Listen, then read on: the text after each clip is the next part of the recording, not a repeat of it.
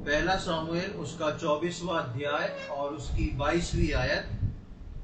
तब दाऊद ने शाऊल से ऐसी भी शपथ खाई। तब शाऊल अपने घर चला गया और दाऊद अपने जनों समेत गढ़ों में चला गया। यहाँ पर हम 24वें अध्याय में हमने पूरा 24वां अध्याय पिछली बार देखा था और देखा था किस प्रकार दाऊद और शाऊल की मुलाकात होती है और शाऊल और दाऊद जो है, शाऊल दाऊद को बोल देता है कि अब मैं तुम्हारा पीछा नहीं करूंगा और दोनों में एक संधि हो जाती है और शाऊल वापस लौट जाता है।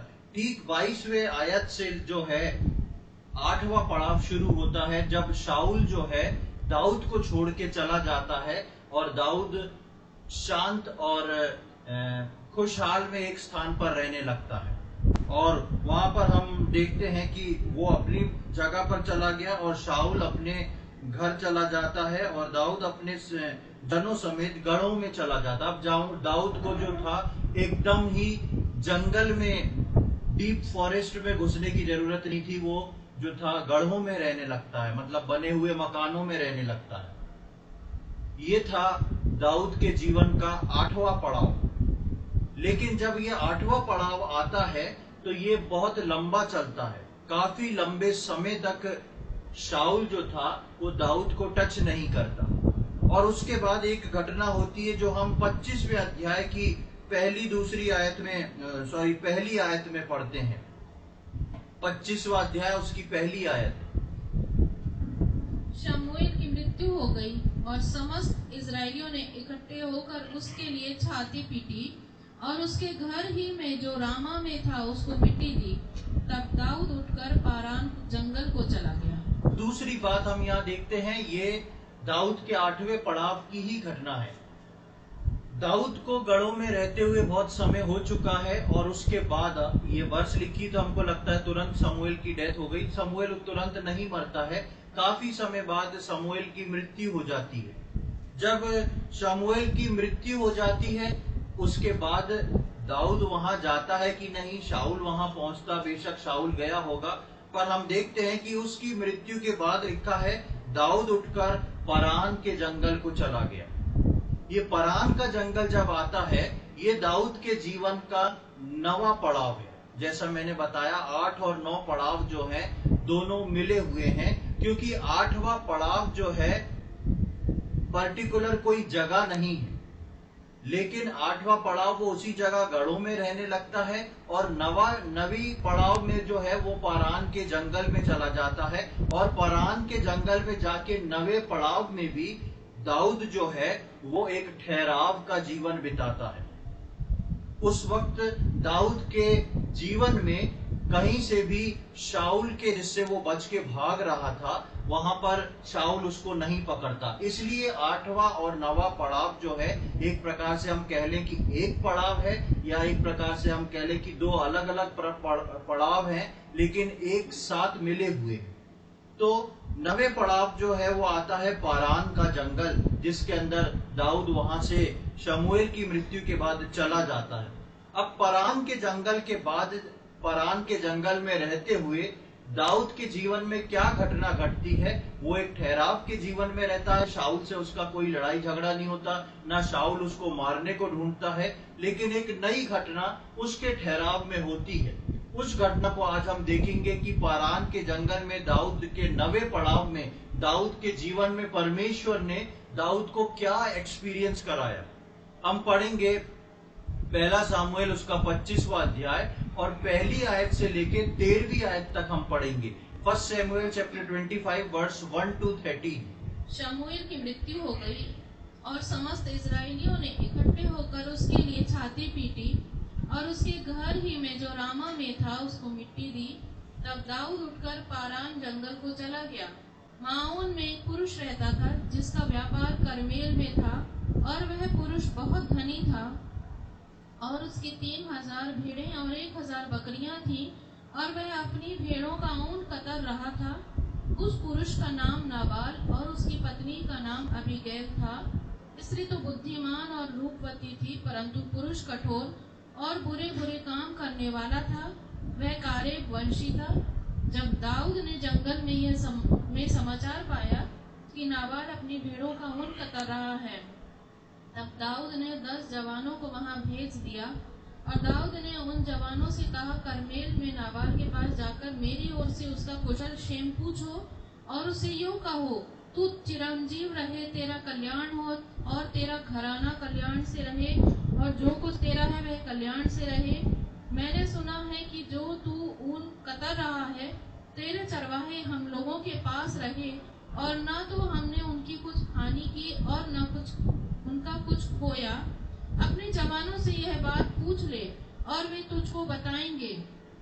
अतः इन जवानों पर तेरे अनुग्रह की दृष्टि हो, हम तो आनंद के समय में आए हैं, इसलिए जो कुछ तेरे हाथ लगे वह अपने दासों और अपने बेटे दाऊद को दे। दाऊद के जवान जाकर ऐसी बातें उसके नाम से नाबाल को सुनाकर चुप रहे। नाबाल ने दाऊद के जनों को उत्तर देकर उनसे कहा, दाऊद कौन है? यीशे का पुत्र कौन है? आजकल बहुत से दास अपने अपने स्वामी के पास से भाग जाते हैं। क्या मैं अपनी रोटी पानी और जो पशु मैंने अपने कतरने वालों के लिए मारे हैं लेकर ऐसे लोगों को दे दूं जिनको मैं नहीं जानता कि कहाँ के हैं? तब दाऊद के जवानों ने लौट कर अपना मार्ग लिया, और लौट कर उसको वे ये सब बातें ज्यों की त्यों सुना दी। तब दाऊद ने अपने जनों से कहा, अपनी अपनी तलवार बांध लो। तब उन्होंने अपनी अपनी तलवार बांध ली, और दाऊद ने भी अपनी तलवार बांध ली, और कोई 400 पुरुष दाऊद के पीछे पीछे चले, और 200 जब सामान के पास रह गए। यहाँ पर जब हम आते हैं तो देखते हैं कि एक घटना का वृत्तांत लिखा हुआ है, किस प्रकार एक घटना घटित होती है। यहाँ पर सबसे पहले हम देखते हैं कि दाऊद जो है वो परान के जंगल में है, और यहाँ पर एक माउन के जंगल का जिक्र आया है। ये परान का जंगल और माउन का जंगल जो था, ये आपस में लगभग 139 किलोमीटर की दूरी पे था। परान का जंगल और माउन का जंगल, और दोनों में दूरी काफी थी। लेकिन इस दूरी में जब हम माउन के जंगल के बारे में पढ़ते हैं तो वहां पर हम एक घटना को देखते हैं। वहां पर एक व्यक्ति के बारे में पढ़ते हैं जिसका नाम जो है वो नाबाल है, और उसका इंट्रोडक्शन इस प्रकार दिया है कि वो बहुत ही धनी व्यक्ति है, और उसका जो व्यापार है वो करमेल तक है, और वो अपनी भेड़ बकरियों का ऊन कतरने को है। एक ऐसे व्यक्ति के बारे में पढ़ते हैं जो नाबाल है, वो ऑलरेडी जो है इजरायली व्यक्ति है, इजराइल का व्यक्ति है, और ये जो है बहुत ही फेमस व्यक्ति, एक बहुत ही बड़ा बिजनेसमैन है।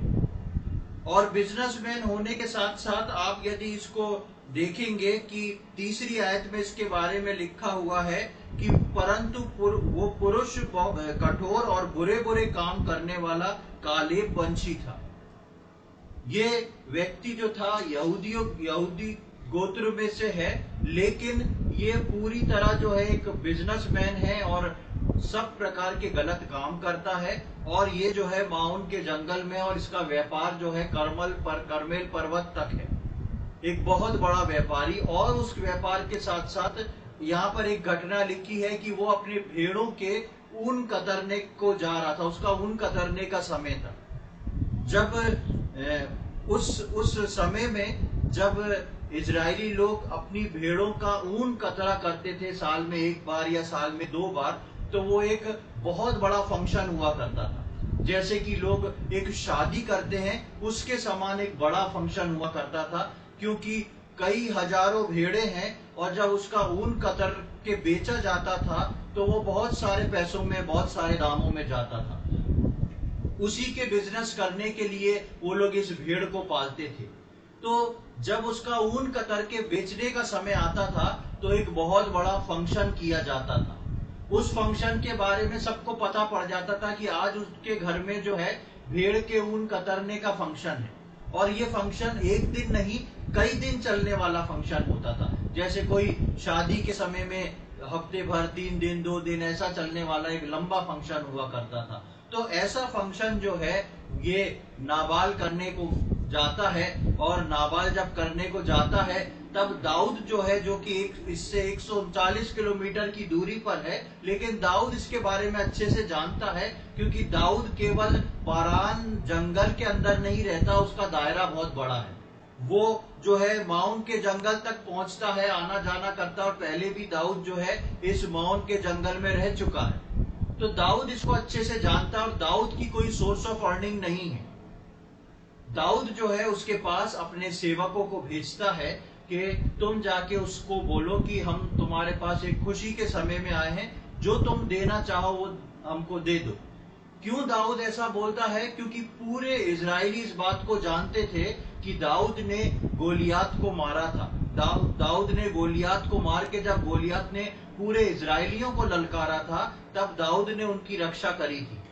तो सबके पास दाऊद का इंट्रोडक्शन था कि दाऊद है कौन, किस प्रकार का व्यक्ति है, परमेश्वर का भय मानने वाला और एक सीधा व्यक्ति है। इस प्रकार दाऊद जो है अपने इस बात को पहुंचाता है। लेकिन ये व्यक्ति जो है जब दाऊद से मुलाकात करता है तो उसको एक उल्टी बात दाऊद के लोगों को बोलता है। ये जगह इतनी दूर की थी कि लगभग एक डेढ़ दिन पार करके दाऊद के संदेश को उसके लोग नाबाल के पास ले जाते हैं और बोल के वहीं ठहर जाते हैं। उसके बाद नाबाल जो है अपना फैसला उनको सुनाता है, और नाबाल बोलता है कि मैं ऐसे कोई व्यक्ति को नहीं जानता। एक तरफ नाबाल बोलता है, हमने जो अभी पढ़ा है कि वो बोलता है ऐसे बहुत सारे सेवक हैं जो अपने मालिक को छोड़ के भाग जाते हैं। वो एक बात को एक टोंट मारता है दाऊद के लिए, क्योंकि दाऊद जो है शाऊल से भाग रहा था, वो अलग कंडीशन में भाग रहा था। लेकिन नाबाल जो इस बात को बोलता है, यानी कि नाबाल अच्छे से जानता है दाऊद कौन है, और आखिर में वो बोलता है कि मैं ऐसे व्यक्ति को नहीं जानता, और मैंने जो कुछ भी किया है वो अपने और अपने सेवकों और अपने लोगों के लिए किया है, मैं उसमें से किसी को कुछ नहीं दूंगा। जब ये बात दाऊद को पता पड़ती है तो दाऊद जो है उस नाबाल को मारने को निकल जाता है, क्योंकि हम पढ़ते हैं कि दाऊद ने जब नाबाल के जो चरवाहे थे उनके साथ जब दाऊद था, उसी जंगल में दाऊद छुपता था, तो दाऊद ने कभी भी गलत रीति से उनके जानवरों को नहीं मांग लिया। दाऊद ने कभी भी गलत रीति से उनके पास जो कुछ भी था उसको लूटा नहीं, और एक अच्छी गवाही दाऊद की उसके सेवकों के सामने बनी हुई थी, नाबाल के सेवकों के सामने।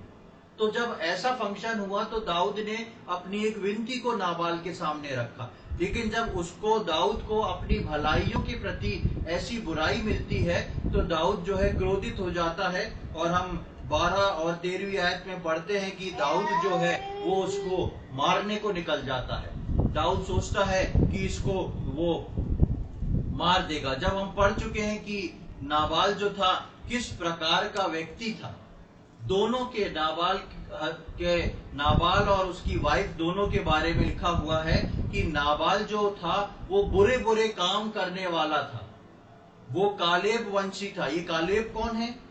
कालेब वंशी कौन है? किसी को याद है?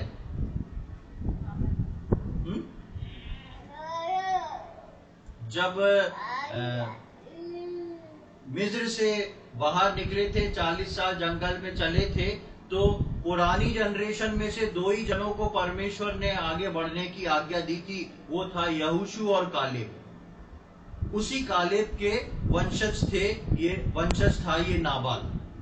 तो ये एक इजरायली व्यक्ति था, परमेश्वर के भय मानने वाला खानदान में था, लेकिन ये वैसा चाल चलन में नहीं निकला, और ये इस प्रकार के काम करता है। और वहां पर ही इसकी पत्नी के लिए लिखा है कि 3री आयत में लिखा है कि स्त्री तो बुद्धिमान और रूपवती थी। उसकी वाइफ के लिए लिखा है वो सुंदर थी, और सुंदरता के साथ साथ वो एक बुद्धिमान स्त्री भी थी। अब जब हम 12वीं 13वीं आयत में पढ़ते हैं कि शाऊल जो है वो निकल चुका है मारने को, जिससे पहले हम इसके आगे बढ़े उससे पहले हम दाऊद के 8वें और 9वें पड़ाव में एक बात को देखते हैं। परमेश्वर जो है वो सिर्फ दाऊद और शाऊल को नहीं देख रहा है, परमेश्वर जो है शाऊल के ऊपर नजर रखे हुए है। शाऊल कौन? जो दाऊद का पीछा कर रहा है इतने समय से। परमेश्वर जो है दाऊद पे नजर रखे हुए है, और इन दोनों बड़े जनों के साथ साथ परमेश्वर की नजर जो है वो नाबाल पर भी है, जो कि उस इजरायलियों में से एक व्यक्ति है, और उसकी पत्नी पर भी है कि वो कैसी व्यक्ति है।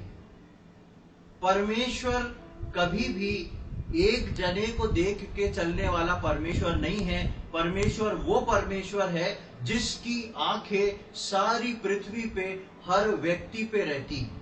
आगे हम देखेंगे कि किस प्रकार परमेश्वर, बात यहाँ पर दाऊद की चल रही है, लेकिन परमेश्वर सारे लोगों को नजर रख के सब लोगों की सुधि रखने वाला परमेश्वर। परमेश्वर जो है शाऊल को भी देख रहा है कि शाऊल क्या कर रहा है। परमेश्वर दाऊद को भी देख रहा है। परमेश्वर दाऊद को एक स्थान पर आके रेस्ट भी दे रहा है और शाऊल से भी बचा रहा है, और शाऊल को भी देख रहा है, और उसकी नजर नाबाल और उसकी पत्नी जो उसके साथ दुखी है उस पर भी है। इनका इतिहास पढ़ेंगे आप यदि नाबाल और उसकी पत्नी का, हालांकि वो बाइबल में नहीं लिखा है, तो ये नाबाल बहुत पैसे वाला व्यक्ति और एक बहुत बड़ा व्यापारी है, लेकिन इसका मन जो है वो कठोर और हर गलत काम में लिप्त है, और इसकी पत्नी जो है एक धर्मी स्त्री है और वो इसके सारे कामों से कुड़ के रहती है, दुखी होके रहती है। तो परमेश्वर जो है जहां एक और शाऊल और दाऊद पर नजर रखे है, वही परमेश्वर एक सिंगल परिवार को भी देखने वाला परमेश्वर है। परमेश्वर की नजर में ऐसा नहीं कि कोई बड़ा व्यक्ति है तो परमेश्वर का सारा फोकस उसके ऊपर है। परमेश्वर ने दाऊद को राजा के लिए चुन लिया तो परमेश्वर का सारा फोकस दाऊद पे हो गया, नहीं। परमेश्वर अपने हर जन की सुधि रखने वाला परमेश्वर है और हर जन को देखने वाला परमेश्वर है। पिछले संडे को हम जो वचन सुन रहे थे, उस वचन में हम पढ़ रहे थे कि परमेश्वर इजराइल से बोलता है कि हे याकूब, हे इजराइल, तू ये क्यों सोचता है कि तू परमेश्वर से छुपा हुआ, तेरे मार्ग परमेश्वर से छुपे हुए हैं। परमेश्वर तेरे को देखने वाला, तेरे को लेके चलने वाला परमेश्वर है। वही चीज हम यहाँ पर भी देखते हैं। अब जब हम उसकी 13वीं आयत में देखते हैं तो दाऊद जो है नाबाल को मारने को निकल गया। जब हम इसके 14वीं आयत से 19वीं आयत तक पढ़ेंगे तब हम देखते हैं कि परमेश्वर के द्वारा दाऊद को कैसे रोका जाता है। उसकी 14वीं आयत से लेके 19वीं आयत तक हम पढ़ेंगे। परंतु एक सेवक ने नाबाल की पत्नी अबीगैल को बताया, दाऊद ने जंगल से हमारे स्वामी को आशीर्वाद देने के लिए दूत भेजे थे और उसने उन्हें ललकार दिया, परंतु वे मनुष्य हमसे बहुत अच्छा बर्ताव रखते थे और जब तक हम मैदान में रहते हुए उनके पास आया जाया करते थे तब तक ना तो हमारी कुछ हानि हुई और ना हमारा कुछ खोया। जब तक हम उनके साथ भेड़ बकरियां चराते रहे तब तक वे रात दिन हमारी आड़ बने रहे। इसलिए अब सोच विचार कर कि क्या करना चाहिए, क्योंकि उन्होंने हमारे स्वामी की और उसके समस्त घराने की हानि करना ठान लिया होगा। वह तो ऐसा दुष्ट है कि उससे कोई बोल भी नहीं सकता। तब अबीगैल ने फुर्ती से 200 रोटी और 2 कुप्पी दाख मधु और 5 भेड़ों का मांस और 5 सा भूना हुआ अनाज और 100 गुच्छे किशमिश और अंजीरों की 200 टिकियां लेकर गधों पर लदवाई, और उसने अपने जवानों से कहा, तुम मेरे आगे आगे चलो, मैं तुम्हारे पीछे पीछे आती हूँ। परंतु उसने अपने पति नाबाल से कुछ न कहा। यहाँ पर अब देखते हैं कि दाऊद जो है निकल चुका है नाबाल को मारने को, और जैसा मैंने बताया कि दोनों जगह का डिफरेंस जो है लगभग 139 किलोमीटर की दूरी है। इसलिए लगभग 12-13 घंटे 15 घंटे जैसी जिस गति से चल रहे उनको आने में लगेगा। अब दाऊद मारने को निकल चुका है, लेकिन परमेश्वर नहीं चाहता कि दाऊद अपना हाथ व्यर्थ में उठाए, क्योंकि परमेश्वर को दाऊद से भी डील करना है, परमेश्वर को नाबाल से भी डील करना है।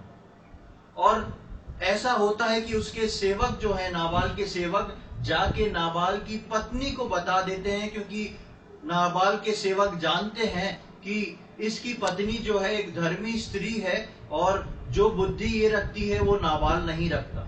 इसलिए वो जाके उसकी पत्नी को बताते कि ऐसा ऐसा दाऊद ने भेजा था और नाबाल ने इस प्रकार मना कर दिया, अब दाऊद जो है उसको मारने को निकल रहा है। तो तुरंत उसकी पत्नी जो है कुछ सामानों की तैयारी करके आगे आगे भेजती और बोलती तुम इसको लेके चलो और मैं तुम्हारे पीछे पीछे आ रही हूं। यहाँ पर हम देखते हैं कि दाऊद को परमेश्वर निर्दोष रखना चाहता है। परमेश्वर नहीं चाहता कि दाऊद व्यर्थ में किसी का लहू बहाए, और परमेश्वर दाऊद को जो है वहीं पर रोक देता है और ये जाकर जो है वो उसकी पत्नी जो है तुरंत उसको लेके सामान को लेके भेजती है दाऊद से मुलाकात करने। और जब हम आगे आते हैं तो हम देखते हैं कि दाऊद जो है वो रुक जाता है। कहानी बहुत लंबी है और मैं उसको पूरा नहीं ले रहा हूं, आप बाद में पढ़ सकते हैं।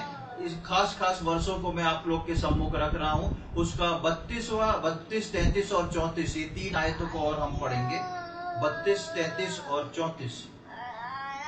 दाऊद ने अबीगैल से कहा, इस्राएल का परमेश्वर यहोवा धन्य है, जिसने आज के दिन मुझसे भेंट करने के लिए तुझे भेजा है, और तेरा विवेक धन्य है, और तू आप भी धन्य है कि तूने मुझे आज के दिन खून करने और अपना बदला आप लेने से रोक लिया है। क्योंकि सचमुच इस्राएल का परमेश्वर यहोवा, जिसने मुझे तेरी हानि करने से रोका है, उसके जीवन की शपथ, यदि तू फुर्ती करके मुझसे भेंट करने को ना आती तो निसंदेह सवेरे उजाला होने तक नाबाल का कोई लड़का भी ना बचता। हाँ, पहले समय में जब नाश करने को जाते थे तो पूरा परिवार, नहीं तो परिवार के सारे मेल मेंबर्स को मार दिया जाता था ताकि उस परिवार का वंश खत्म हो जाए। और दाऊद जो था वो इसी सोच से निकलता है कि इस व्यक्ति को मैं अब छोड़ूंगा नहीं। लेकिन दाऊद जिस समझ से, जिस क्रोध से और जिस बदले की भावना से निकलता है, आप यदि इसके पहले 23वीं आयत से लेके आगे तक पढ़ेंगे 30वीं आयत तक, तो वहां देखेंगे कि ये नाबाल की पत्नी जो है कितने अच्छे तरीके से दाऊद से मुलाकात करके बताती है, नम्रता और दीनता से, और अपने पति नाबाल के लिए इस बात को रखती है कि दाऊद उसके परिवार को नष्ट ना करे। अब एक तरफ देखते हैं कि दाऊद क्रोध से आ रहा है और नाबाल की पत्नी जो है दाऊद से आके मुलाकात करती है, सारा सामान नाबाल को दाऊद को देती है। और ऐसे समय में उतने भरे हुए क्रोध में परमेश्वर, सबसे पहले तो हम देखते हैं कि परमेश्वर दाऊद को ऐसा करने से रोक देता है। परमेश्वर दाऊद के सामने ऐसी परिस्थिति रखता है कि रोक देता है, और इस दाऊद की परिस्थिति में दाऊद की एक परीक्षा छुपी हुई थी। ऐसी परिस्थिति में दाऊद के लिए परीक्षा भी छुपी हुई थी। और वो क्या परीक्षा थी? जब नाबाल की पत्नी आके दाऊद से बात करती है तो दाऊद रुक जाता है। और हम वहां पर देखते हैं कि ऐसे समय में भी दाऊद के अंदर नम्रता, दीनता और तरस रहती है। जब दाऊद जो है नाबाल की पत्नी से बात करता है तो दाऊद के अंदर ऐसे समय में भी नम्रता, दीनता, तरस रहती है। और यही है अंदर तक का किया हुआ काम जो यीशु मसीह का स्वभाव है। इसलिए तो दाऊद परमेश्वर के हृदय के समान एक व्यक्ति था। दाऊद क्रोध में आ रहा है, और जब ये लोग ठान लेते थे युद्ध का, किसी को मारने का, तो वो रुकते नहीं थे। लेकिन दाऊद जो है जितना बलशाली है, जितना बुद्धिमान है, उतना वो परमेश्वर में मैच्योर भी है।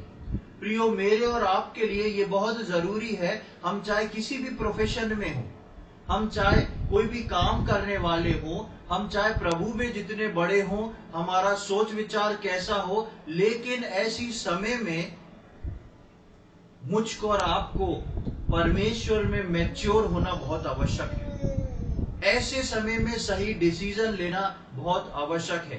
दाऊद चाहता तो उसको रोकने वाली अबीगैल को वो वहीं मार देता, और दाऊद जाता और नाबाल को परिवार समेत खत्म कर देता।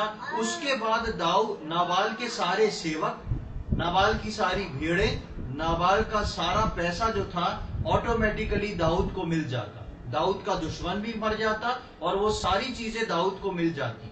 लेकिन जहां पर दाऊद में एक मनुष्य होने के नाते क्रोध आया, बदले की भावना आई, उसके साथ साथ जब वो नाबाल की पत्नी अबीगैल से मिलता है तो उसका परमेश्वर का स्वभाव जो उसके अंदर बैठा हुआ था, वो प्रभु का स्वभाव जो दाऊद के अंदर बैठा था, उसने उसकी नम्रता और दीनता देख के दाऊद खुद भी नम्र और दीन हुआ।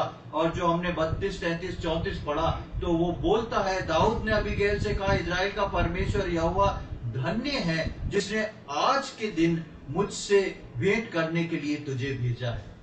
वो ऐसी परिस्थिति में भी अपने परमेश्वर के हाथ को देखता है, एक एक बात को समझ रहा है कि कैसे परमेश्वर ने मुझको नाबाल को मारने से रोक दिया है। और वो उसकी पत्नी को बोलता है कि यदि थोड़ी देर हो जाती तो मैं पहुंच के उसके पूरे परिवार को नष्ट कर देता और कल तक उसका एक भी पुत्र नहीं बचता। प्रियो, यही बात है मेरे और आपके जीवन में। कई बार हम ऐसी परिस्थितियों में से होके गुजरते हैं जहां पर हमारे अंदर कुछ रिवेंज होता, बदला भी होता है, जहां पर हमारे अंदर कुछ गुस्सा भी होता है, और वो एक सही मायने में भी होता है। ऐसा नहीं कि गलत विचार में, सही मायने में भी होता है। लेकिन सारे विचारों के ऊपर परमेश्वर का विचार होना बहुत आवश्यक है। जब दाऊद की मुलाकात अबीगैल से हुई तो दाऊद उस क्रोध के समय में भी नम्र और दीन बन सका, क्योंकि प्रभु का स्वभाव जो था वो दाऊद के अंदर गहराई से काम कर रहा था। मेरे और आपके जीवन के अंदर जितना प्रभु का स्वभाव गहराई से काम करेगा, उतना हम अपने गुस्से को टॉलरेट कर सकते हैं, उतना जो है हमारे अंदर बर्दाश्त करने की क्षमता आती है, उतना हमारे अंदर हृदय में दूसरे को क्षमा करने का हृदय परमेश्वर देता है। आप सोच के देखें, परमेश्वर ने, हम यूहन्ना 3:16 में पढ़ते हैं कि परमेश्वर ने सारे जगत से प्रेम किया, जबकि जगत जो है वो परमेश्वर का एंटी था। मैं और आप जो अन्य जाति से थे, मैं और आप परमेश्वर के एंटी थे। और परमेश्वर के लिए बहुत ही सरल था कि जिस प्रकार उसने नूह के समय में दुनिया को नाश करके एक नई जनरेशन को, नूह की जनरेशन को आगे बढ़ा दिया 8 जनों से, परमेश्वर के लिए सरल था और आज भी सरल है कि वो मुझको और आपको, इस जनरेशन को खत्म करके एक नई जनरेशन शुरू कर दे।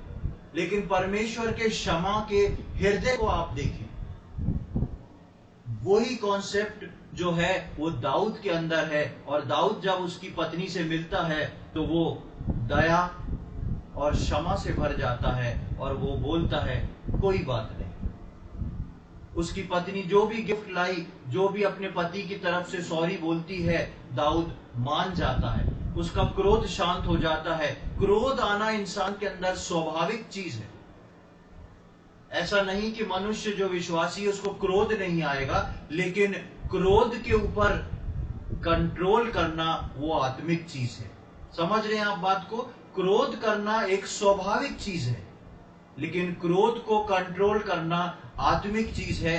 परमेश्वर के अंदर, उसके स्वभाव के अंदर एक विश्वासी जितना डूबता है, उसको क्षमा करना और क्रोध को कंट्रोल करना आसान होता जाता है। कई बार परिस्थिति होती है ऐसी जिसमें क्रोध कंट्रोल नहीं होता है ऐसा, लेकिन हम अपने उस बात के लिए प्रार्थना करके परमेश्वर के आगे अपनी उस बात को रख के प्रभु के सामने नम्र और दीन होए, और प्रभु जो है हमको उसके लिए अनुग्रह प्रदान करेगा। यहाँ पर हमने देखा कि परमेश्वर जो है दाऊद को रोक देता है और उसकी पत्नी को दाऊद जो है बोल देता है, मना कर देता है, ठीक है मैं अब आगे नहीं जाऊंगा। उसने भेजी हुई गिफ्ट ले लेता है और दाऊद लौट जाता है। अब वो अध्याय वहां खत्म नहीं हो जाता। अब परमेश्वर ने दाऊद के सामने जब एक परिस्थिति रखी थी, उस परिस्थिति में एक परीक्षा भी रखी थी, जिसमें दाऊद क्या होता है? पास होता है, फेल होता है? सफल हो जाता है, पास हो जाता है। अब जो है उसके सफल होने के बाद परमेश्वर का क्रम, परमेश्वर का काम जो है वो अभी खत्म नहीं हुआ। परमेश्वर का काम चल रहा है और परमेश्वर का क्या काम है? अब परमेश्वर का न्याय का समय है। अब परमेश्वर का न्याय का समय है और उसकी 36 से 38वीं आयत तक आप पढ़ें, देखिए वहां पर क्या लिखा है, 36 to 38। तब अबीगैल नाबाल के पास लौट गई और क्या देखती है कि वह घर में राजा का सा भोज कर रहा है और नाबाल का मन मगन है और वह नशे में अति चूर हो गया है। इसलिए उसने भोर के उजियाला होने से पहले उससे कुछ भी न कहा। सवेरे जब नाबाल का नशा उतर गया तब उसकी पत्नी ने उसे सारा हाल कह सुनाया। तब उसके मन का हियाव जाता रहा और वह पत्थर सा सुन्न हो गया। और 10 दिन के पश्चात यहोवा ने नाबाल को ऐसा मारा कि वह मर गया। अब देखिए, दाऊद जो था नाबाल को मारने को निकला था। नाबाल, दाऊद जो था वो परमेश्वर का अभिषिक्त व्यक्ति था, परमेश्वर का चुना हुआ दास, परमेश्वर के हृदय के अनुसार एक व्यक्ति। और नाबाल ने जो दाऊद के विरोध में किया था वो परमेश्वर को भी पसंद नहीं आया।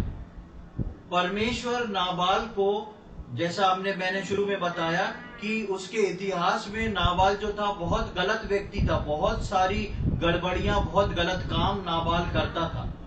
और परमेश्वर, जैसा मैंने शुरू में बताया कि जहां एक तरफ शाऊल को देख रहा है, दाऊद को देख रहा है, वहीं परमेश्वर नाबाल और उसकी पत्नी अबीगैल के दुख को भी देख रहा है। और परमेश्वर नाबाल को खत्म करने से पहले नाबाल को एक मौका देता है सुधरने का। कई मौके परमेश्वर ने दिए होंगे, लेकिन परमेश्वर नाबाल को एक मौका देता है कि अपने अभिषिक्त दाऊद को नाबाल सर्व करे, उसकी सेवा के लिए कुछ दे सके। लेकिन नाबाल जो है उस आखिरी मौके को भी गवा देता है। और आखिरी मौके को गवाने के बाद जब वो गवा देता है, परमेश्वर परीक्षा देता है दाऊद के जीवन में कि अब ये क्या करता है। दाऊद परमेश्वर के अनुग्रह से भरा है, दाऊद रुक जाता है। दाऊद अपने हाथ को नाबाल के ऊपर नहीं उठाता है। अब परमेश्वर का न्याय आता है जब अबीगैल नाबाल की पत्नी जाके उसको सुनाने जाती है, तो किस कंडीशन में मिलता है वो? हाँ, राजा का सा भोज करा है और उसके साथ भोज से पहले भी कुछ लिया है।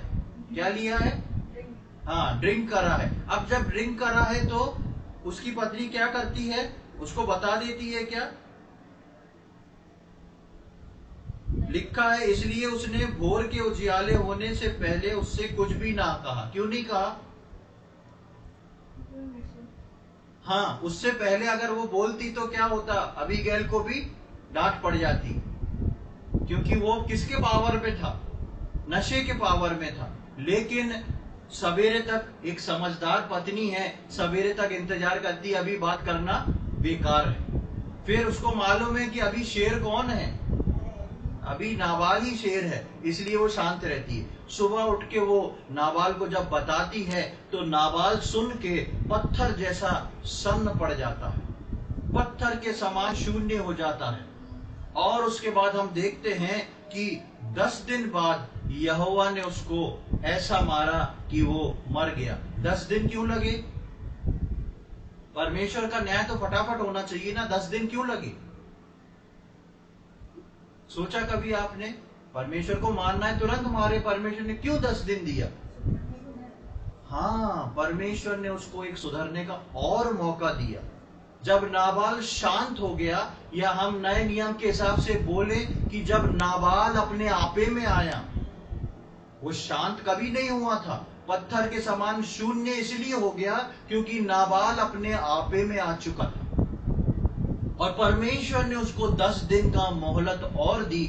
शायद ये नम्र और दीन होके प्रार्थना करे, लेकिन शायद उसके मन में कुछ और उपजा होगा, और परमेश्वर ने फिर उसके जीवन में उसको मौका नहीं दिया। और लिखा है कि परमेश्वर यहोवा 10 दिन के बाद पश्चात यहोवा ने नाबाल को ऐसा मारा कि वो मर गया। परमेश्वर ने नाबाल की भी सुधि ली, नाबाल को भी मौके पे मौके दिए। जब नहीं माना तो परमेश्वर ने उसको नष्ट किया। लेकिन जहां दाऊद था, परमेश्वर ने दाऊद के बदले को भी लिया। इसलिए हम पढ़ते हैं रोमियो उसका 12 उसका 19 से लेके 21वीं आयत को। अब देखें वहां क्या लिखा है। Romans chapter 12 versus 19 to 21। Romeo की पत्री उसका 12वां अध्याय उसका 19 से लेके 21 तक। वहां पर क्या पढ़ने को मिलता है हमको? हे प्रियो, बदला न लेना, परंतु परमेश्वर के क्रोध को अवसर दो, क्योंकि लिखा है, बदला लेना मेरा काम है, प्रभु कहता है, मैं ही बदला दूंगा। परंतु यदि तेरा बैरी भूखा हो तो उसे खाना खिला, यदि प्यासा हो तो उसे पानी पिला, क्योंकि ऐसा करने से तू उसके सिर पर आग के अंगारों का ढेर लगाएगा। बुराई से न हारो, परंतु भलाई से बुराई को जीत लो। यहाँ पर हम देखते हैं कि वचन क्या बोलता है, बदला ले लो, है? बदला नहीं लेना। बदला लेने का काम किसका है? परमेश्वर का है। जब हम मानसिक रूप में या अपने मनुष्य के रूप में रहते हैं तो हमारे अंदर का जब क्रोध उबल जाता है तो हमको लगता है कि हम इस चीज का, इस व्यक्ति को बदला दें, और यदि हम बदला नहीं देते तो हम इस आशा में रहते हैं कि परमेश्वर इस व्यक्ति को दिखा दे। हमारे अंदर ये भाव उत्पन्न होता है कि अब परमेश्वर ही देखना इसको दिखाएगा। लेकिन प्रियो, नए नियम के विश्वासियों के लिए परमेश्वर ने इस बात को नहीं रखा है। परमेश्वर ने पहली बात रखा है हम बदला ना लें, और दूसरी बात रखा है कि हम इस आशा में भी ना रहें कि परमेश्वर इस व्यक्ति को दिखा दे। लिखा है तुम बदला मत लो, बदला लेने का काम जो है वो परमेश्वर का काम है। परमेश्वर को मालूम है बदला किस प्रकार देना है। क्या पता परमेश्वर मेरी और आपकी परीक्षा कर रहा हो दाऊद के समान, कि ये बदला लेने के लिए इनके पैर कितनी तेजी से दौड़ रहे हैं, बदला लेने के लिए इनका दिमाग कितनी तेजी से चल रहा है, पूरे समय वही चल रहा है। कौन सा ऐसा षड्यंत्र करें, कौन सा ऐसा करें कि ये अपने फंस जाए, तो उसके बाद क्या होगा। भले ही बदला मारपीट का ना हो, आजकल मारपीट के बदले काम है, पर क्या है कि उस मेरे सामने उसकी कही हुई बात जुटला गई तो क्या होगा, किसका कॉलर ऊपर होएगा, मेरा हो जाएगा। उसको अपने आप समझ में आ जाए। कई प्रकार की कंडीशन आती है, क्योंकि हम मनुष्य सबके जीवन में आती है। ऐसा नहीं कि हम सब स्वर्गदूत हैं, ऐसा नहीं होएगा। लेकिन ऐसे समय में हम कोशिश करें, प्रभु से अनुग्रह मांगे। क्या पता प्रभु मेरी और आपकी परीक्षा ले रहा हो। हमारे बदला लेने के भाव में मैं और आप इतने अंधे ना हो जाएं कि हम इस बात को ना देख पाएं कि परमेश्वर क्या पता मेरी परीक्षा ले रहा है कि मैं ऐसी सिचुएशन में क्या कर रहा हूं। उसके आगे लिखा है कि बदला ना लो, बदला लेना मेरा काम है, और अपने शत्रु के लिए क्या करो, क्या दो है? नहीं, और भी कुछ लिखा है। हाँ, भोजन खिला और पानी पिला, यानी कि अपने शत्रु पे अनुग्रह कर, उसको भोजन खिला और पानी पिला, और उसका फॉर्मूला दिया है। ऐसा करने से क्या होएगा? हाँ, ऐसा करने से तुम क्या कर रहे हो, उसके सिर पे तुम अंगारों का ढेर लगा रहे हो। आपके लिए कोई विरोध में खड़ा है, आप उसको उसके गाली के बदले में गाली ना दे, आप उसके श्राप के बदले में श्राप ना दे, उसको आशीष दे, उसको और ओबलाइज करें, क्योंकि ये परमेश्वर का फॉर्मूला है। आप उसके लिए अच्छा करेंगे तो पर्दे के पीछे आप उसके सिर पे क्या इकट्ठा कर रहे हैं? अंगारों का ढेर। इसलिए प्रियो, अगर हमको बदला लेना है तो और मीठे हो जाए, और मीठी मीठी बातें करें, और ये सोच के भी ना करें कि हम अंगारों का ढेर लगा रहे हैं ऐसी मानसिकता में भी नहीं, लेकिन इसलिए करें क्योंकि इस बात को स्मरण करके करें कि मैं भी ऐसा ही हूं, परमेश्वर ने मुझ पे भी दया दिखाई है। अब परमेश्वर जाने, वो व्यक्ति जाने, वो व्यक्ति मेरे और आपके सामने पड़े, हम उससे पोलाइट व्यवहार करें, अच्छा व्यवहार करें, जितना हमसे बन सकता है उसके साथ अच्छा रहें। इसलिए मेरे और आपके लिए जरूरी है, क्योंकि हम नहीं जानते परमेश्वर जो दाऊद की परीक्षा ले सकता है, वो मेरी और आपकी परिस्थिति में परीक्षा ले सकता है। क्या पता प्रभु मुझको और आपको देख रहा हो कि मैं और आप कैसे हैं। आगे हम चलते हैं और वापस उस जगह पर आएंगे, 1 सामुएल 25वां अध्याय और उसकी 39वीं आयत से लेकर 42वीं आयत तक पढ़ेंगे। नाबाल के मरने का हाल सुनकर दाऊद ने कहा, धन्य है यहोवा जिसने नाबाल के साथ मेरी नाम धराई का मुकदमा लड़कर अपने दास को बुराई से रोक रखा, और यहोवा ने नाबाल की बुराई को उसी के सिर पर लाद दिया है। तब दाऊद ने लोगों को अबीगैल के पास इसलिए भेजा कि वे उससे उसकी पत्नी होने की बातचीत करें। जब दाऊद के सेवक करमेल को अबीगैल के पास पहुंचे, तब उससे कहने लगे, दाऊद ने हमें तेरे पास इसलिए भेजा है कि तू उसकी पत्नी बने। तब वह उठी और मुंह के बल भूमि पर गिर दंडवत करके कहा, तेरी दासी अपने प्रभु के सेवकों के चरण धोने के लिए दासी बने। तब अबीगैल फुर्ती से उठी और गधे पर चढ़ी और उसकी 5 सहेलियां उसके पीछे पीछे हो ली, और वह दाऊद के दूतों के पीछे पीछे गई और उसकी पत्नी हो गई। दाऊद ने यिज्रेल नगर की अहीनोअम से भी विवाह कर लिया और वे दोनों उसकी पत्नियां हुई। परंतु शाऊल ने अपनी बेटी दाऊद की पत्नी मीकल को लैश के पुत्र गल्लीम वासी पलती को दे दिया था। यहाँ पर हम देखते हैं उसके आगे क्या होता है। दाऊद परमेश्वर जो है वो दाऊद का बदला लेता है। वहीं दूसरी ओर नाबाल को सुधारने का आखिरी मौका भी देता है, पर नाबाल नहीं मानता। वो नहीं सुधरता तो परमेश्वर उसको हटा देता है। उसकी पत्नी जो समझदार और भली स्त्री थी, उसको विधवा करके नहीं छोड़ता, उसका भी घर बसाता है। और हम देखते हैं कि अपने दास दाऊद की सुधि लेकर उसका भी घर बसाता है और जंगल की यात्रा में भी उसको एक ठहराव, चैन और आनंद देता है। इसलिए हम बोलते हैं कि परमेश्वर की आंखें जो हैं हर तरफ लगी हुई है। ऐसा नहीं कि परमेश्वर इजरायलियों में केवल शाऊल और दाऊद की तरफ फोकस करे हुए था। परमेश्वर इजराइल के एक एक परिवार को देख रहा था।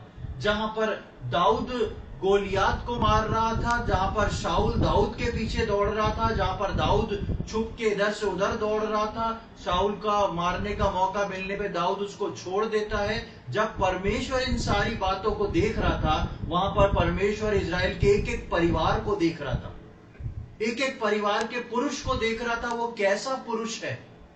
वहां पर परमेश्वर नाबाल को देख रहा था, उसकी दुष्टता को देख रहा था, उसको मौके पे मौके दे रहा था, और नाबाल की पत्नी के दुख को, नाबाल की पत्नी के आंसू को और उसकी कुड़हन को भी देख रहा था।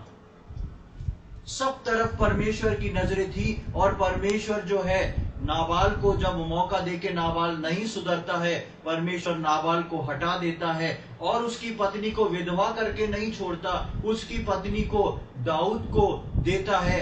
दाऊद उससे विवाह करता है। और इजरायली इतिहास में ऐसा था कि पति के मर जाने के बाद स्त्री जो थी वो विवाह करने के लिए आजाद हो जाती थी, वो व्यभिचार में नहीं गिना जाता था। और इस प्रकार दाऊद की वो पत्नी हो गई। और वहां पर परमेश्वर ने उन गढ़ वाले नगरों में दाऊद को एक ठहराव दिया, दाऊद को एक शांति दी। ये वो परमेश्वर है जो अद्भुत काम करता है। दाऊद ने कभी सोचा नहीं था कि मैं जिस कार्य के लिए जा रहा हूं वही कार्य मेरे लिए मेरा परमेश्वर मेरे बदले को लेगा और मेरे घर को इसी जंगल में बसा देगा। मेरे और आपके जीवन में भी परमेश्वर ऐसा ही काम करना चाहता है प्रियो, अद्भुत काम। हमारे जीवन में भी परमेश्वर हमेशा मुझको और आपको परिस्थितियों में फंसा के नहीं रखना चाहता। उन परिस्थितियों में मुझको और आपको परमेश्वर एक ठहराव भी देता है, एक आनंद का समय भी देता है, हमारे घर को फुलफिल भी करता है, क्योंकि उसकी निगाह जो है वो हर व्यक्ति के ऊपर लगी हुई है। एक आयत को हम पढ़ लेंगे, भजन संहिता उसका 97 अध्याय, Psalms 97, भजन संहिता 97 और उसका 10, 11, 12 पढ़ेंगे। 10, 11 and 12। हे यहोवा के प्रेमियों, बुराई से घृणा करो। वह अपने भक्तों के प्राणों की रक्षा करता और उन्हें दुष्टों के हाथ से बचाता है। धर्मी के लिए ज्योति और सीधे मन वालों के लिए आनंद बोया गया है। हे धर्मियों, यहोवा के कारण आनंदित हो और जिस पवित्र नाम से उसका स्मरण होता है उसका धन्यवाद करो। हाँ, यहाँ पर लिखा हे यहोवा के प्रेमियों, बुराई से घृणा करो, यानी कि अपना क्रोध, अपना बदला जो है वो तुम मत लो। और वो अपने भक्तों के प्राण की रक्षा करता है, उन्हें दुष्ट के हाथ से बचाता है। और 11वीं आयत बोलती धर्मी के लिए क्या है? ज्योति और सीधे मन वालों के लिए आनंद बोया गया है। ये कौन बोता है? ये परमेश्वर अपने दूतों से धर्मी जन के लिए ज्योति और आनंद को बुआ के रखवाता है, उसकी बुआई करवाता है। मेरे ये उद्धार पाए हुए बेटे और बेटी के लिए आनंद को बो, प्रकाश को, ज्योति को बो। लेकिन कई बार मैं और आप उस आनंद और ज्योति को काट नहीं पाते हैं, ले नहीं पाते हैं, क्योंकि वो मैच्योर नहीं हो पाती, क्योंकि मैं और आपकी परिस्थिति में जो परीक्षा आती है उसमें हम फेल हो जाते हैं। इसलिए मेरे और आपके लिए परमेश्वर ने ज्योति और आनंद बोया जरूर है, हर विश्वासी के लिए बोया है, चाहे विश्वास का स्टेटस कम हो या ज्यादा हो, चाहे आप बहुत आत्मिक हो चाहे कम आत्मिक हो, हर व्यक्ति के लिए, हर विश्वासी के लिए परमेश्वर ने ज्योति और आनंद को बोया है। लेकिन हर विश्वासी उस ज्योति और आनंद को काट नहीं पाता और बोलता है, क्यों मेरा मार्ग परमेश्वर से छुपा हुआ है। मेरा और आपका असंयम जो है वो मुझको और आपको रोक देता है, मेरे और आपके ज्योति और आनंद को बौना कर देता है।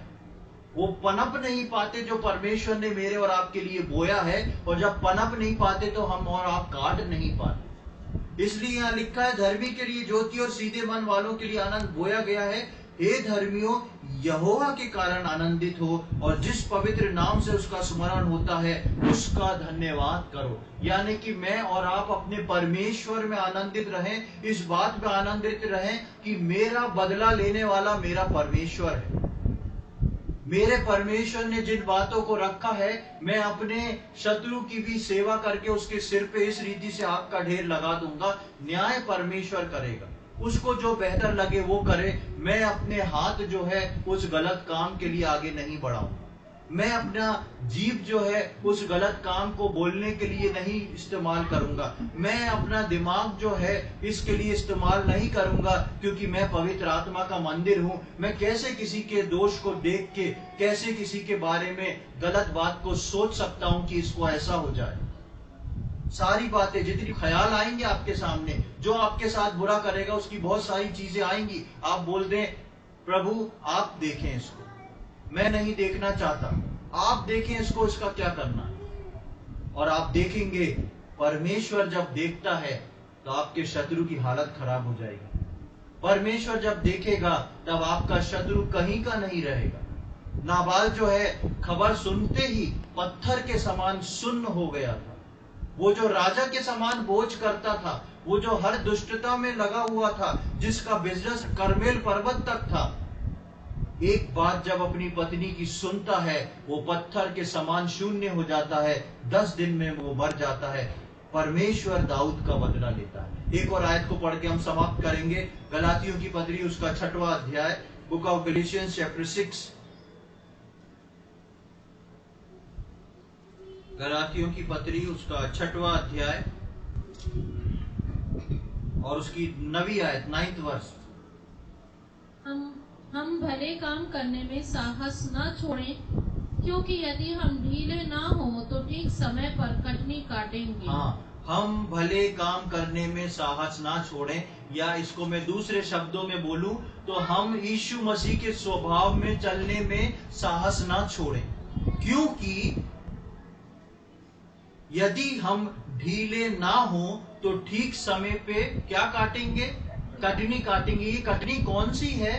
जो हमने अभी भजन में पढ़ी कि धर्मी जन के लिए ज्योति और आनंद बोया गया है।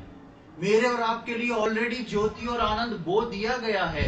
अब उसको कटनी में आप काटते हैं या नहीं काट पाते हैं, वो मेरे पे और आप पे डिपेंड करता है कि उस जो परमेश्वर ने मेरे और आपके लिए रखा है उसको हम ले पा रहे हैं कि नहीं। इसलिए यहाँ पर लिखा है कि हमारे हाथ ढीले ना हो, हमारे हाथ क्षमा करने में ढीले ना हो, हमारे हाथ अपने शत्रु को खाना खिलाने, पानी पिलाने में ढीले ना हो, हमारा हाथ भलाई करने में ढीले ना हो। नहीं होंगे तो उचित समय में हम उस कटनी को काटेंगे। तो प्रियो, ये था पहले सामुएल में 8वां और 9वां पड़ाव दाऊद के जीवन में, जो कि परान के जंगल में भी था, और इसके साथ साथ इस क्षेत्र में दाऊद के जीवन में एक ठहराव को भी दिया था। परमेश्वर दाऊद के जीवन में एक ठहराव भी देता है, उसका घर भी बसाता है, उसके शत्रु को भी मारता है और उसको परीक्षा में सफल भी करवा देता है। मेरे और आपके जीवन में प्रियो हम ध्यान रखें कि इस दुनिया के सफर में जब हम चलते हैं, ऐसी बहुत सारी बातें आ सकती हैं कि मैं और आपके सामने ऐसी परिस्थितियां आए, लेकिन इन सब परिस्थिति में एक बात को याद रख के हर परिस्थिति को ये सोच के डील करें, यदि मैं इस परिस्थिति में प्रभु की तरफ से ना लड़ा, प्रभु की ओर से नहीं आगे बढ़ा, तो मैं अपने उस ज्योति और आनंद को नहीं काट पाऊंगा। बहुत सारी ज्योति और आनंद परमेश्वर ने मेरे और आपके लिए रखे। आगे आने वाले समय में परमेश्वर हम में से प्रत्येक की सहायता करे कि हम में से प्रत्येक वो नम्रता, दीनता और समझदारी जो कि अबीगैल में थी, जो कि दाऊद में थी, उसके समान हम समझदारी को, आत्मिकता को रख के अपने आत्मिक सफर में आगे बढ़ें, ताकि समय पे जब वो कटनी आए तब मैं और आप आनंद और ज्योति को काट सकें। परमेश्वर इन वचनों को समझने में हम में से प्रत्येक की सहायता करे। प्रभु के नाम की महिमा हो। आइए हम प्रार्थना करेंगे। प्रभु जी, हम धन्यवाद देते हैं सुंदर अवसर के लिए जो आपने हमको प्रदान करा है। हम धन्यवाद देते हैं प्रभु आज के वचन के लिए, जिस प्रकार हम इन सारी बातों को सुन रहे थे प्रभु, किस प्रकार दाऊद के जीवन में आपने सारी गंभीर परिस्थितियों के बीच में एक ठहराव को भी दिया, और उस ठहराव में प्रभु जी आपने उसके शत्रु नाबाल को समाप्त किया, और प्रभु दाऊद के घर को बसाया, दाऊद को आशीषित किया, और प्रभु आपने दाऊद की परीक्षा करी और उसमें भी वो सफल होने पाया। प्रभु हम धन्यवाद देते हैं दाऊद के और उस अबीगैल के जीवन के लिए, और हम विनती प्रार्थना करते हैं प्रभु जी, जितने लोग हम आज इन वचनों को सुने हैं, जितने आने वाले समय में इन वचनों को सुनेंगे, ये वचन हम में से प्रत्येक के हृदय में देहधारी हों, ये वचन हमारे जीवनों में बने रहें, एक स्थान को हमारे हृदय में, हमारी बुद्धि में पाएं प्रभु जी, ताकि ये वचन फलवंत हो सकें, और प्रभु जी हम उस संयम को रख सकें। हम में से सभी सुनने वाले प्रभु जी अपने क्रोध को नियंत्रित कर सकें। हम में से सभी सुनने वाले प्रभु जी अपने शत्रु की सुधि लेने वाले हो सके, और प्रभु जी हम में से सुनने वाले प्रत्येक व्यक्ति जो हैं प्रभु जी उन परीक्षाओं में सफलता प्राप्त करने वाले हो सके। दाऊद के जैसे नम्रता, दीनता और क्षमा का हृदय हम में से प्रत्येक लोग रखें। प्रभु जी हम प्रार्थना करते हैं प्रत्येक सुनने वालों के लिए, जो आगे सुनेंगे उनके लिए, जो कोई भाई बहन ऐसी परिस्थिति से गुजर रहे हैं, हम उनके लिए प्रार्थना करते हैं प्रभु जी। इस ऐसे माहौल में, विपरीत परिस्थितियों में बहुत सारी परिस्थितियां आके खड़ी होती हैं, जब क्रोध को नियंत्रण करना बहुत ही कठिन है, जब प्रभु जी क्रोध पे जय पाना बहुत ही कठिन होता है। प्रभु हम प्रार्थना करते हैं आप सभी भाई बहनों को ऐसा अनुग्रह दें, और प्रभु अनुग्रह दें ताकि आपकी इच्छा को पूरा कर सकें, आपके स्वभाव को अपने अंदर करके पूरा करके वो जय पा सकें, और आपने जो उनके जीवन के लिए वो ज्योति और आनंद बोया है उसको समय समय पे वो काटते हुए फलवंत होते जाए। प्रत्येक व्यक्ति को हम आपके हाथों में सौंपते हैं प्रभु जी। आपके आगमन तक हम सब जो हैं उस आनंद और उस ज्योति को प्रतिदिन काटते हुए आपको धन्यवाद और जय जयकार करते हुए आगे बढ़ने वाले हो सके। आज के समय के लिए हम धन्यवाद देते हैं, आपने प्रार्थना को सुना उसके लिए धन्यवाद देते हैं। ये सारी प्रार्थना अपने उद्धार करता प्रभु यीशु मसीह के पवित्र और मीठे नाम से मांगते हैं, आमीन। अब हमारे परमेश्वर पिता का प्रेम, प्रभु यीशु मसीह का अनुग्रह और पवित्र आत्मा की सहभागिता अब से लेकर प्रभु यीशु मसीह के दूसरे आगमन तक हम में से प्रत्येक पर होती रहे, आमीन।